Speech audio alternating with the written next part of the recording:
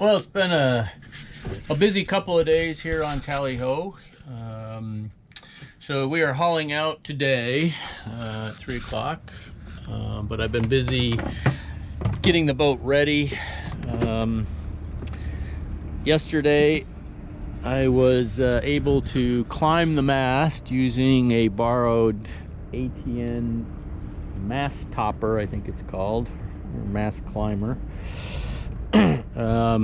It took a couple of tries, but I finally made it up there, actually twice. I got all the way to the top and realized that I didn't have my halyard cranked up high enough, and I could not reach the wind instruments that I wanted to take off, so I had to come back down,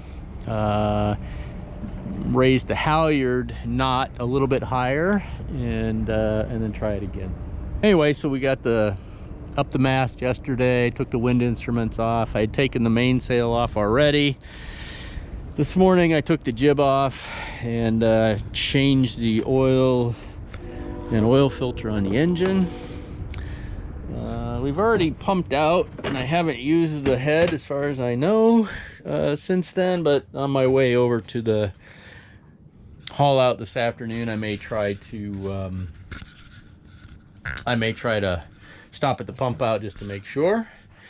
I've got my winter cover here on the boat, so it's in 3 pieces, those 3 wine boxes, and that way I don't have to schlep it up a ladder later. So just got them down here in a dock cart, and threw them on board so I don't have to schlep them up the ladder later. Boat's a little bit of a mess today as I've been working on projects, but engine oil is changed. We've got antifreeze on board to do the winterization, and we're really about ready. I'm working. One of the times I tried climbing my mast solo, I've been working on some system to allow me to get up to the top of the mast by myself. I have a few friends at the marina that are willing to help, either crank me up or go up if I crank them up. But often I'm the first boat in the spring and they're not here yet, or they have hauled out and left for Florida in the fall and I'm still in the water. So I really want to try to get up on my mast by myself. I've considered mast steps, but I hate to put that many holes in the mast. This test was a 4-to-1 pulley system, 2 blocks raised up to the top of the mast, 2 blocks down by my harness, and just using my arm strength to pull me up. I had a Prusik loop as a progress capture device, so I could stop and rest and all that. And it was pretty successful. I got up above the spreaders fairly quickly. But as I looked up the mast from there, I could see that the 4 ropes were twisted, and there was no way I was going to make it all the way to the top with those ropes all twisted. So that was kind of a failure. I borrowed an ATN mast climber from somebody. It's an older style, but it actually worked pretty well, and I was able to get up to the top of the mast by myself with no issues. I think I can design one that uses some newer ascenders and maybe add a gree for coming back down the mast, but I was able to get up there, get my wind instruments down in the fall with the mast climber, and now I'll come up with something a little bit different of my own for putting everything back up in the spring. There she comes out of the water.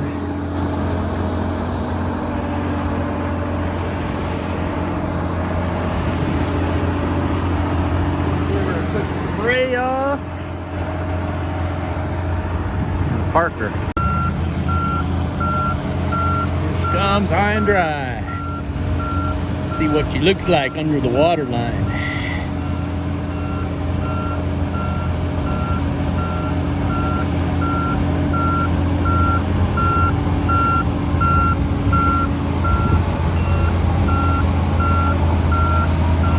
hold up too badly, and it isn't too dirty, so that's good. See what the rudder looks like. I know some of the paint came off the rudder for sure. That rudder doesn't look too bad. There's a little bit of some bald spots on there. See some seaweed hanging off. The other side looks, I kind of wonder. Ooh, the other side looks worse. I don't know what caused all that to delaminate. Something came off there. Back on the hard. Get some stands underneath her and we'll climb up and close her up. Work day here of the winter haul out. So today's project is to put the canvas cover on. I several years ago, 8 years ago, bought a canvas cover made by the Canvas Shop, I think it's called, down in Florida. It's a 3-piece cover that uses the boom as a support, and the front is supported by a halyard.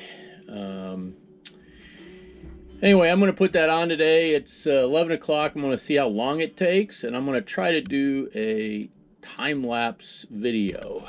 So we'll see how it works out. All right, well, that is about it. We've got Tally-Ho all covered. Cover's nice and tight, and about as tight as I can get it. All of my lines are secured though with taut line hitches, so whenever I come out here to check on the boat, I can do a quick tightening of any loose lines. And the only thing I did differently this year, I did take the anchor off just to get it out of the way. It's just sitting up on the deck. This year I used taut line hitches on both sides of the cover. Last year I did a bowline on one side and a taut line on the other, but this way it was easier to keep the cover in the center and just tighten up both sides kind of independently. And the last thing I did was the topping lift. I could never move that topping lift with the normal topping lift rope. It's not on a winch, and it was just very difficult for me to do it. I think it's probably just crusted up there, or the sheave is bad. I really don't know what. So recently I just put a block with a becket on it here at the end of the topping lift rope. Pulled the topping lift line up a little bit so I could use that block and tackle. So before I put the cover on, I cinched that up just a little bit, because if it's sagging, then the whole cover sags a bit. Not so much on the sides because I can adjust those, but down in the back you can see it's not super tight, but the way it was like last year, it was pretty dang loose, and the water would puddle up in there, and ice and stuff. So this is a little bit tighter. There's one other adjustment I can make on the inside. I'll probably look at that real quick before I leave. But hey, she's covered. I think I'm going to disconnect the batteries before I leave, and a few other little things, and hopefully not come back out here for a while. I don't really have a lot of projects to do this winter, and I have a project at home to work on related to the boat, so I can do some of that at home. So that's what Tally-Ho is going to look like for the winter.